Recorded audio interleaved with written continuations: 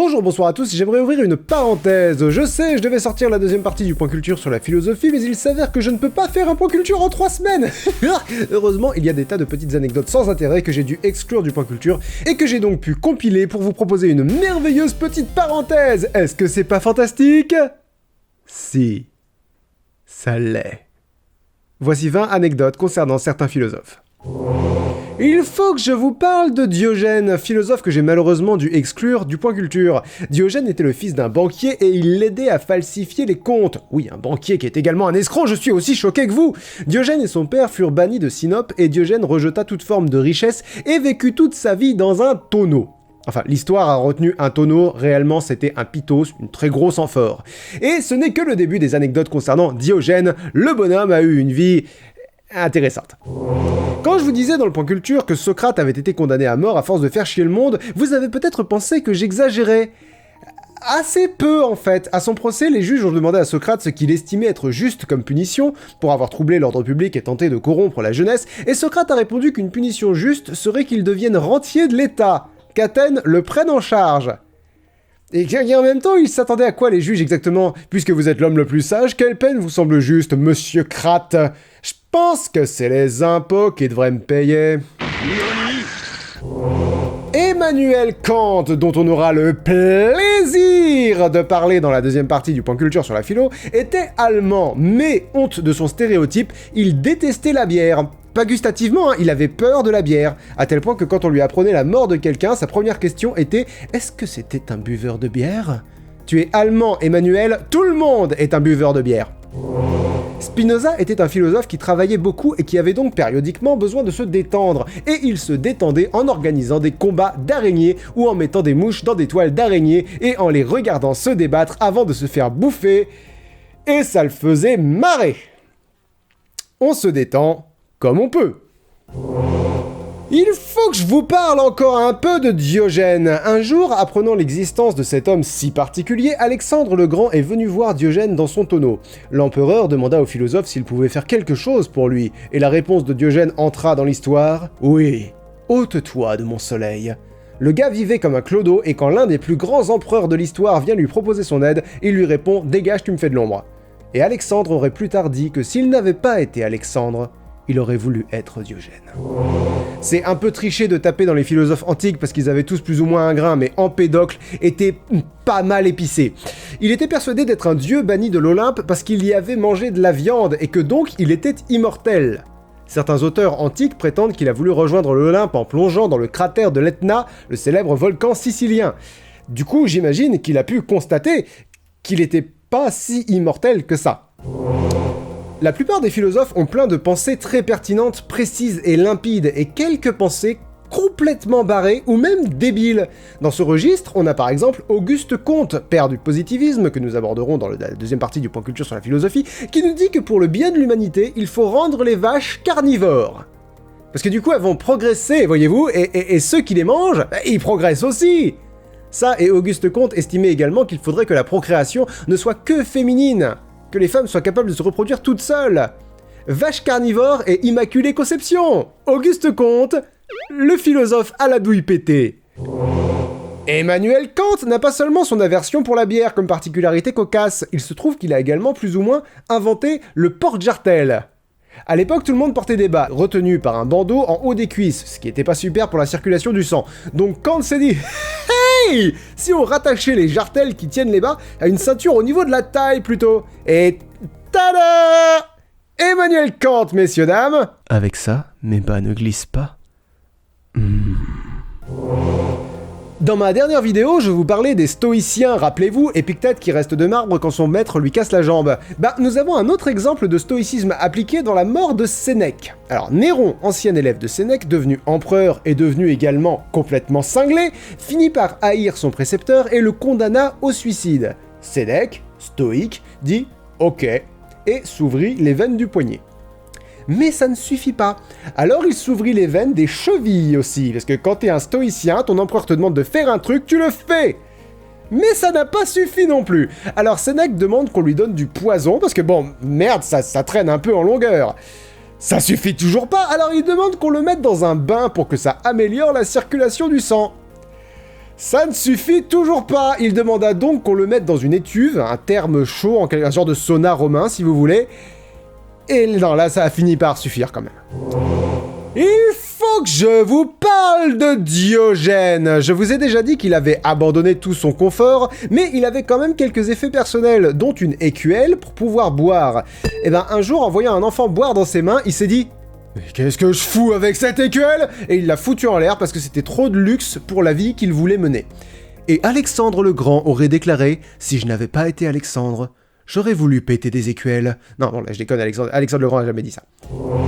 Schopenhauer était un délicieux personnage au sujet duquel j'aurai le plaisir de disserter dans la fameuse deuxième partie du point culture sur la philosophie. Et entre autres particularités, ce bout en train détestait tellement les gens qu'il a légué la majeure partie de son héritage à Atma, son caniche. C'est d'ailleurs un des rares aspects très attendrissants de Schopenhauer. Il détestait profondément les hommes, mais il aimait tout aussi profondément les autres animaux. Dernier coup d'œil à la vie d'Emmanuel Kant pour mon anecdote préférée à son sujet, sa vie était millimétrée au poil de fion et il ne dérogeait à son organisation que très rarement. Il se faisait réveiller à 5h du matin, il prenait 1 ou 2 tasses de thé en fumant une pipe, la seule de la journée. Ensuite, il travaillait sur ses écrits jusqu'à 8h précises, où il sortait de chez lui pour aller donner ses cours jusqu'à 11h, où il rentrait chez lui et continuait de travailler jusqu'à 12h45, où il disait à son valet « il est moins le quart », ce qui voulait dire qu'il allait recevoir à 13h entre 2 et 4 personnes, des amis ou des quasi-inconnus, pour déjeuner et discuter. Ça durait jusqu'à 17h, où Kant sortait pour sa célèbre promenade qu'il faisait seul parce qu'il voulait respirer par le nez ce qu'il estimait meilleur pour la santé, et il a fait cette promenade la même tous les jours de sa vie à 2 exceptions près, pour aller se procurer une édition de l'Émile de Rousseau quelque part vers 1763, et quand ils ont annoncé la Révolution française en 1789. Ce sont les seules exceptions. Et dodo à 22h tous les soirs. Il est jamais sorti de Königsberg de sa vie. Certains habitants réglaient leur horloge sur son passage, ils ont même d'ailleurs fini par appeler l'une des routes de sa fameuse promenade l'allée du philosophe. Parlant de Rousseau, ce dernier a écrit dans ses Confessions un aveu qui a dû faire hurler de rire Voltaire qui a passé une bonne partie de sa vie à se foutre de sa gueule. Rousseau écrit en effet que quand il avait 8 ans, sa nounou, Mademoiselle Lambercier, lui a mis une grosse fessée et il s'est rendu compte qu'il aimait beaucoup ça. À tel point que Mademoiselle Lambercier ne lui a jamais redonné la fessée et que maintenant il allait dormir tout seul dans sa chambre comme un grand garçon. En savoir plus sur la sexualité des philosophes, ça désacralise tout de suite la philosophie. Retour dans l'Antiquité avec celui que certains considèrent comme le premier philosophe de l'histoire de l'humanité, Thalès. Thalès s'intéressait à la philosophie, évidemment aux mathématiques, mais aussi à l'astronomie. Peut-être un peu trop à l'astronomie parce qu'un soir, alors qu'il contemplait les étoiles en marchant, il est tombé dans un puits. Et là, tu peux être aussi philosophe que tu veux, t'as l'air d'un con. Il faut encore que je vous parle de Diogène, parce que je pense qu'il serait malheureux de ma part de vous dissimuler l'un des faits les plus remarquables de son comportement, il se masturbait en public. C'est-à-dire que dans son tonneau, quand ça lui prenait, il faisait sa petite affaire dans les rues d'Athènes. Et comme c'était un philosophe, il disait même que c'était dommage qu'on puisse pas faire passer la faim juste en se frottant le ventre comme ça, pareil. Et Alexandre le Grand aurait dit « Si je n'avais pas été Alexandre, je me polirais le jonc dans la rue. » Je ne résiste pas à la tentation de vous partager un bon mot de l'ami Schopenhauer. Vous vous rappelez, le testateur du caniche finalement. Bien, Schopenhauer détestait vraiment les gens et la vie d'une façon générale, mais certaines catégories de la population en particulier, parce que c'est pas parce qu'on est misanthrope qu'on doit détester tout le monde pareil. Et donc il détestait particulièrement les Français. Et il écrit à notre sujet « Le reste du monde a des singes, l'Europe a les Français ». Now let me tell you something, Schopenhauer, that was savage, oh yeah. Quand on est brillant, l'une des pires situations, c'est de ne pas avoir d'interlocuteur au même niveau de connaissance ou d'intellect pour pouvoir dialoguer de façon vivifiante et constructive. Ce n'est pas un problème qu'avait le philosophe danois Søren Kierkegaard, puisqu'il écrivait avec des pseudonymes pour pouvoir débattre avec lui-même, et chaque pseudonyme avait une personnalité légèrement différente. Vous imaginez la solitude dans laquelle il faut être pour débattre avec un avatar de soi-même? T'imagines ça, Plectrum? Ce n'est pas parce qu'on est un philosophe qu'on a toujours raison, loin s'en faut, parfois même on écrit de grosses conneries. J'appelle à la barre Aristote. Grâce à l'un de mes très estimés confrères et amis, vous savez déjà qu'Aristote n'était pas tout à fait à la pointe concernant la physique. À une époque où la physique n'était pas vraiment à la pointe de toute façon. Et l'une des manifestations de ses errances en ce domaine est que le stagirite, Aristote, avait établi qu'être une femme était une déviance. Genre, les hommes sont normaux, mais certains humains sont handicapés et deviennent des femmes. L'argument, c'est parce que le mâle peut reproduire l'espèce, mais pas la femelle. Franchement, j'aurais pu choisir plusieurs perles dans l'histoire des philosophes qui disent une grosse connerie, celle-ci est une des pires. Comme je sais qu'il y a des gros défenseurs d'Aristote qui vont probablement regarder cette vidéo, ce n'est pas exactement ce qu'il dit. Il affirme qu'un individu né femelle si la coction n'a pas pu se faire faute de chaleur, car il estime que les femmes sont plus froides que les hommes et que c'est pour ça qu'elles ne peuvent pas coaguler le sperme comme le pourraient les mâles. Je cite de la génération des animaux, livre 4, chapitre 1er, le mâle est l'être capable de cuire, de coaguler et d'émettre le sperme qui contient le principe de l'espèce. Et comme c'est pas très marrant, je me suis permis d'exagérer un peu le propos d'Aristote, c'est le philosophe le plus influent de l'histoire, son héritage ne sera pas entaché par une approximation débile dans une vidéo sur YouTube. Merci quand même pour votre vigilance, mais pensez à desserrer les fesses de temps en temps, numéro 19. Cette histoire est très peu vraisemblable, elle nous vient d'un biographe antique du nom de Diogène Laërce, rien à voir avec, vous savez, le Diogène. Elle se base sur le fait très réel que Pythagore, mathématicien mais aussi philosophe, avait peur des fèves. Il détestait les fèves, il estimait qu'elles ressemblaient aux portes de l'enfer, donc il les détestait. Ça, où il estimait que ça ressemblait à des testicules, quoi qu'il en soit, il les fuyait. Et Diogène Laërce raconte que Pythagore et ses disciples étaient poursuivis par des soldats d'un tyran de Syracuse, voulant faire taire le philosophe, et que ces derniers n'ont pas osé traverser un champ de fèves, ce qui a conduit à leur mort. Elle était peut-être qu'il serait encore plus mort s'il avait été dans ce fameux champ de fèves, là, on sait pas, on saura jamais. Je vais pas terminer sans parfaire le portrait de Diogène. 3 derniers petits détails de sa vie.